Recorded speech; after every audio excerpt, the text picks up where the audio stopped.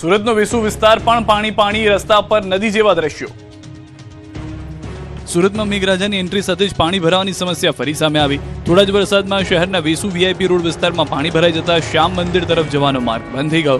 બીજી તરફ ઉધના ગરનાળામાં પણ ઘૂંટણસમાં પાણી ભરાતા વાહન ચાલકો મુશ્કેલીમાં મુકાયા। દ્રશ્યો વેસુ વિસ્તારમાં શ્યામ મંદિર તરફ જતા માર્ગના છે। થોડા જ વરસાદમાં માર્ગ પાણીમાં ગરકાવ થઈ ગયો, જેના કારણે રિક્ષા ચાલકો અને વાહન ચાલકોને રસ્તા પરથી પરત ફરવાનો વારો આવ્યો।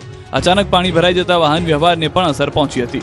સ્થાનિકોમાં ચર્ચા છે કે યોગ્ય ગટર વ્યવસ્થા કર્યા વગર થયેલી કામગીરીના કારણે દર વર્ષે આવી જ સ્થિતિ સર્જાય છે। લોકોનું કહેવું છે કે વેસુ વીઆઈપી રોડ જેવા વિકસિત વિસ્તારમાં વરસાદી પાણીના નિકાલ માટે મજબૂત અને મોટી ડ્રેનેજ વ્યવસ્થા ઊભી કરવામાં આવે તો આ સમસ્યાનો કાયમી ઉકેલ આવી શકે છે।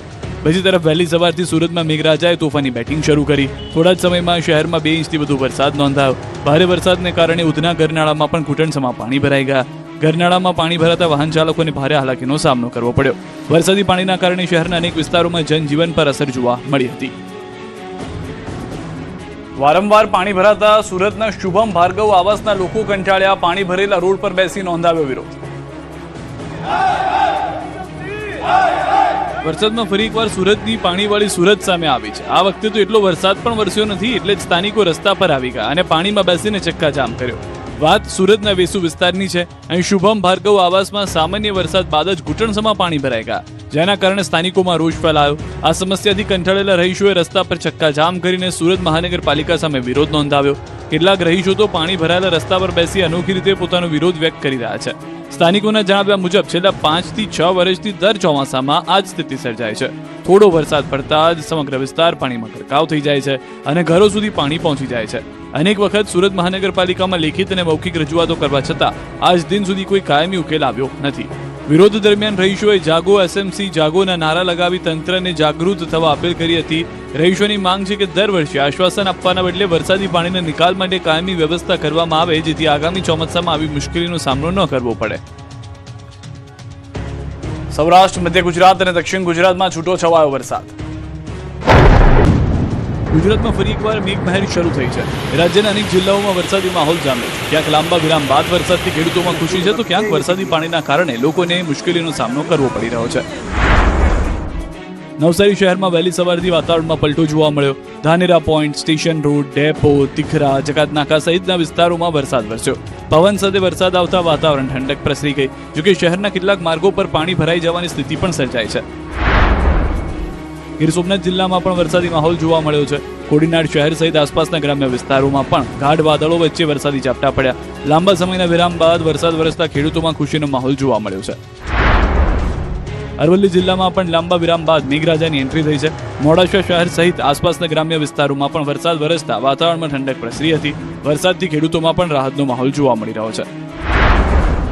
બીજી તરફ નર્મદા ડેમની સપાટીમાં પણ વધારો નોંધાયો છે। ઉપરવાસમાંથી 16,174 ક્યુસેક પાણીની આવક થઈ રહી છે, જેના કારણે સરદાર સરોવર નર્મદા ડેમની સપાટી 127.70 મીટર સુધી પહોંચી છે। છેલ્લા 24 કલાકમાં ડેમની સપાટીમાં 20 સેન્ટીમીટરનો વધારો થયો છે। રાજ્યના વિવિધ વિસ્તારોમાં વરસાદી માહોલને પગલે ક્યાંક ખેડૂતોમાં ખુશી છે, તો ક્યાંક શહેરી વિસ્તારોમાં પાણી ભરાવાની સમસ્યા સામે આવી રહી છે। ખાડીપુર બાદ મહાનગરપાલિકાની લોકોને મોટી રાહત। 147 કરોડના વેરા માફીનું પેકેજ જાહેર। સુરતમાં ખાડીપુર બાદ મહાનગરપાલિકાએ અસરગ્રસ્તો માટે મોટી રાહત જાહેર કરી છે। પૂરગ્રસ્ત 3,54,000થી વધુ મિલકતોને 147 કરોડ રૂપિયાના વેરા માફી પેકેજનો લાભ મળશે। રહેણાંક મિલકતોની સાથે વેપારીઓને પણ આ યોજનામાં સામેલ કરવામાં આવ્યા છે। સુરતમાં તાજેતરમાં આવેલા વિનાશક ખાડીપુરે અનેક પરિવારો અને વેપારીઓને ભારે નુકસાન પહોંચાડ્યું હતું। અનેક વિસ્તારોમાં ઘરોમાં પાણી ઘૂસી જતા ઘરવખરી બરબાદ થઈ હતી, જ્યારે દુકાનો, ગોડાઉન અને નાના ઉદ્યોગમાં પણ લાખો રૂપિયાનો માલસામાન નષ્ટ થયો હતો। આ પરિસ્થિતિ વચ્ચે સુરત મહાનગરપાલિકાએ પૂર અસરગ્રસ્તો માટે મોટી રાહત આપવાનો નિર્ણય લીધો છે। મનપાની સ્થાયી સમિતિ 147 કરોડ રૂપિયાના વેરા માફી પેકેજને મંજૂરી આપી છે। હવે આ પ્રસ્તાવ અંતિમ મંજૂરી માટે સામાન્ય સભામાં રજૂ કરવામાં આવશે। આ યોજના હેઠળ કુલ 3,54,600 જેટલી રહેણાંક અને બિન રહેણાંક મિલકતોને લાભ મળશે, જેમાં 3,04,100 રહેણાંક મિલકતોનો સંપૂર્ણ મિલકત વેરો માફ કરવામાં આવશે। આ માટે મનપા અંદાજે 113 કરોડ રૂપિયાની રાહત આપશે। પૂરના કારણે અસરગ્રસ્ત વેપારીઓ માટે પણ રાહત જાહેર કરવામાં આવી છે। 50,500 જેટલી બિન રહેણાંક મિલકતોને પણ વેરા માફીનો લાભ મળશે। જોકે માત્ર બેઝમેન્ટ અને ગ્રાઉન્ડ ફ્લોર પર આવેલી કમર્શિયલ મિલકતોને જ આ યોજનાનો લાભ મળશે। મનપા દ્વારા મિલકત વેરા ઉપરાંત યુઝર ચાર્જ, સફાઈ ચાર્જ અને શિક્ષણ ઉપકરમાં પણ નિયમ મુજબ રાહત આપવામાં આવશે। પૂર બાદ ઊભી થયેલી ગંદકી અને આર્થિક નુકસાન વચ્ચે આ નિર્ણયથી અસરગ્રસ્તોને મોટી મદદ મળશે। રાજકોટના લોકોને મળશે પોપટપરા ગરનાળામાં ભરાતા પાણીની સમસ્યાથી છુટકારો।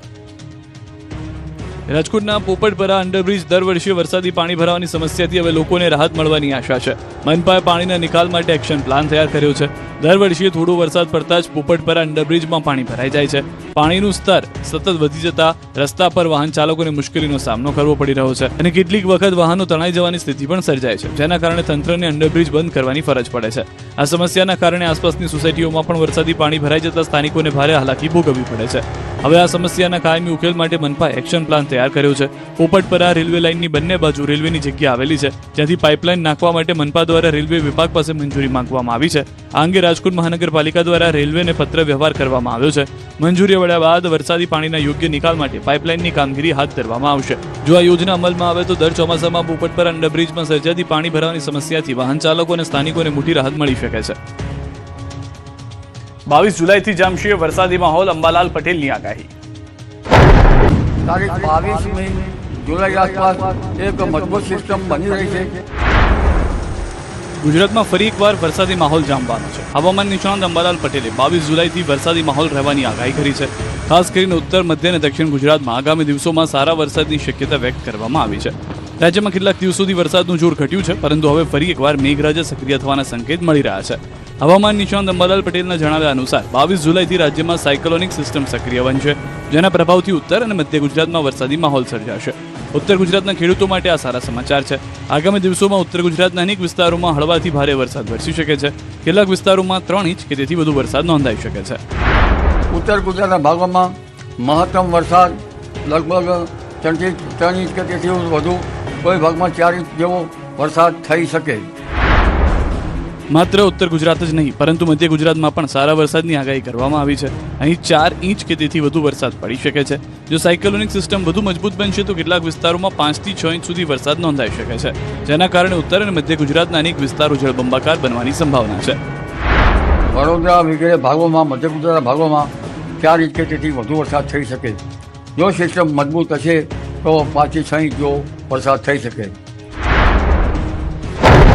દક્ષિણ ગુજરાત માટે પણ ભારે વરસાદની આગાહી કરવામાં આવી છે. ખાસ કરીને 24 અને 25 જુલાઈ દરમિયાન દક્ષિણ ગુજરાતના અનેક વિસ્તારોમાં ભારેથી અતિ ભારે વરસાદ વરસી શકે છે. નવસારી અને વલસાડ જિલ્લામાં 8 થી 10 ઇંચ જેટલો વરસાદ પડવાની શક્યતા અંબાલાલ પટેલે વ્યક્ત કરી છે. અમદાવાદ ફટાકડા ફેક્ટરી બ્લાસ્ટ કેસના પાપી પોલીસની પકડમાં. અમદાવાદના રામોલમાં ફટાકડાની ફેક્ટરીમાં થયેલા જીવલેણ બ્લાસ્ટ કેસમાં પોલીસે મોટી સફળતા મેળવી છે. મુખ્ય આરોપી અને ફેક્ટરી માલિક મેહુલ ડોડિયાની ધરપકડ કરવામાં આવી છે. તેની સાથે તેની માતા અને પાર્ટનરની પણ ધરપકડ કરવામાં આવી છે. આ ઘટનામાં પોલીસે મુખ્ય આરોપી અને ફેક્ટરી માલિક મેહુલ ડોડિયાને સાબરમતી વિસ્તારમાંથી ઝડપી પાડ્યો. તેની સાથે ફેક્ટરીના સંચાલનમાં સંકળાયેલા તેની માતા રમીલાબેન ડોડિયા અને પાર્ટનર સાદિકની પણ ધરપકડ કરવામાં આવી છે. અમદાવાદ પોલીસના જણાવ્યા મુજબ ત્રણેયની ભાગીદારીથી ફેક્ટરીનું સંચાલન થતું હતું. 3 અલગ અલગ શેડમાં ફટાકડાનું ઉત્પાદન કરવામાં આવતું હતું. ફેક્ટરીને 4 માર્ચ 2026ના રોજ બંધ કરવામાં આવી હતી, પરંતુ છેલ્લા લગભગ 20 દિવસથી ફરી ગેરકાયદે શરૂ કરવામાં આવી હતી. એટલું જ નહીં, ફેક્ટરીમાં દારૂગોળાનો જથ્થો પણ 15 કિલોગ્રામ કરતાં વધારે હતો. પ્રાથમિક તપાસમાં સામે આવ્યું છે કે ગણેશ મહોત્સવને ધ્યાનમાં રાખીને મોટા પ્રમાણમાં ફટાકડાના ઓર્ડર મળ્યા હતા. આ ઓર્ડર પૂરા કરવા માટે દાહોદ જિલ્લાની સંજેલી વિસ્તારની શ્રમિકોને કામ પર લાવવામાં આવ્યા હતા. જોકે આ શ્રમિકોનો કોઈ વીમો લેવામાં આવ્યો ન હોવાનું પણ તપાસમાં સામે આવ્યું છે. પોલીસે જણાવ્યું કે બ્લાસ્ટ સમયે મેહુલ ડોડિયા ફેક્ટરી પર હાજર હતો, પરંતુ દુર્ઘટનાના કારણે ફરાર થઈ ગયો હતો. પોતાની માતાને હોસ્પિટલ લઈ જવા અન્ય વ્યક્તિને ઘટના સ્થળે મોકલ્યો હતો. તપાસ દરમિયાન એ પણ સામે આવ્યું છે કે વર્ષ 2014માં પણ આ જ સ્થળે આગની ઘટના બની હતી, જેમાં એક વ્યક્તિનું મોત થયું હતું.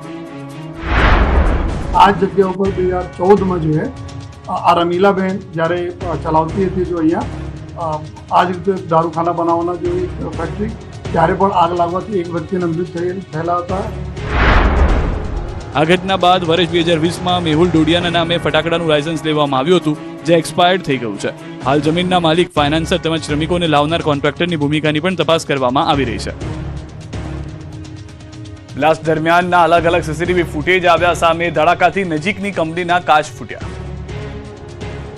અમદાવાદના રામોલમાં ફટાકડા ફેક્ટરીમાં થયેલા ભયાનક બ્લાસ્ટના સીસીટીવી દ્રશ્યો સામે આવ્યા છે. વિસ્ફોટ એટલો જોરદાર હતો કે આસપાસની ફેક્ટરીઓ સુધી તેની અસર પહોંચી હતી અને કેટલીક જગ્યાએ બારીઓના કાચ પણ તૂટી ગયા હતા. બ્લાસ્ટ એટલો ભયંકર હતો કે દૂર સુધી ધડાકાના અવાજ સંભળાયા સાથે જ ફેક્ટરીથી દૂર લગાવેલા સીસીટીવી બંધ થઈ ગયા. નજીકની એક ફેક્ટરીમાં લાગેલા સીસીટીવી કેમેરામાં બ્લાસ્ટની સમગ્ર ઘટના કેદ થઈ છે. સીસીટીવી ફૂટેજમાં જોવા મળી રહ્યું છે કે અચાનક થયેલા ભયાનક વિસ્ફોટ બાદ આસપાસના વિસ્તારમાં ભારે અસર જોવા મળી રહી છે. બ્લાસ્ટની તીવ્રતા એટલી વધારે હતી કે નજીક આવેલી ફેક્ટરીના બારીના કાચ પણ તૂટી ગયા. વિસ્ફોટ બાદ આસપાસની કંપનીઓમાં અફરાતફરીનો માહોલ સર્જાયો હતો. કર્મચારીઓ જીવ બચાવવા માટે બહાર દોડી આવ્યા હતા અને સમગ્ર વિસ્તારમાં નાસભાગ મચી ગઈ હતી. બ્લાસ્ટની અસરનો અંદાજ એ વાત પરથી લગાવી શકાય છે કે એક નજીકની ફેક્ટરીનો સીસીટીવી કેમેરા પણ વિસ્ફોટના આંચકાથી બંધ થઈ ગયો. ઘટનાના દ્રશ્યો સામે આવ્યા બાદ બ્લાસ્ટની ગંભીરતાનો ખ્યાલ આવી રહ્યો છે. હાલ આ મામલે પોલીસ અને સંબંધિત વિભાગ દ્વારા તપાસ કરવામાં આવી રહી છે. અમદાવાદ બ્લાસ્ટની ઘટનાએ દાહોદને હચમચાવ્યું. એક સાથે પરિવારના 5 સભ્યોની અંતિમ યાત્રા.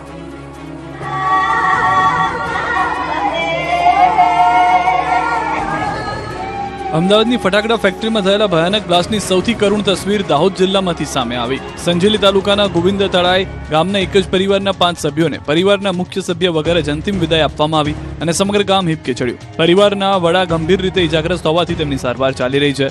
અમદાવાદની ફટાકડા ફેક્ટરીમાં થયેલા બ્લાસ્ટે દાહોદ જિલ્લામાં સંજેલી તાલુકાના ગોવિંદ તળાઈ ગામનો એક આખો પરિવાર ઉજાડી નાખ્યો. મજૂરી કરીને પરિવારનું ગુજરાન ચલાવવા માટે દંપતી પોતાના 4 બાળકો સાથે ફટાકડાની ફેક્ટરીમાં કામ કરવા ગયા હતા, પરંતુ ભયાનક બ્લાસ્ટમાં માતા અને 4 બાળકોના મોત થતા પરિવાર પર આપ ફાટી પડ્યું. મૃતકોમાં 40 વર્ષીય રમીલાબેન, 14 વર્ષીય રિંકુબેન, 13 વર્ષીય રવીના, 11 વર્ષીય શિવાની અને 4 વર્ષની નીરવનો સમાવેશ થાય છે. એક જ પરિવારના 5 સભ્યોના મોતથી ગોવિંદા તળાઈ ગામના ગામગીની છવાઈ ગઈ છે. ગામમાં શોકનો માહોલ જોવા મળ્યો. મૃતકોના પરિવારજનોનું આક્રંદ સૌને ભાવુક બનાવી ગયું છે. પરિવારજનોનું કહેવું છે કે રોજીરોટી કમાવા માટે તેઓ અમદાવાદ ગયા હતા, પરંતુ આ દુર્ઘટનાએ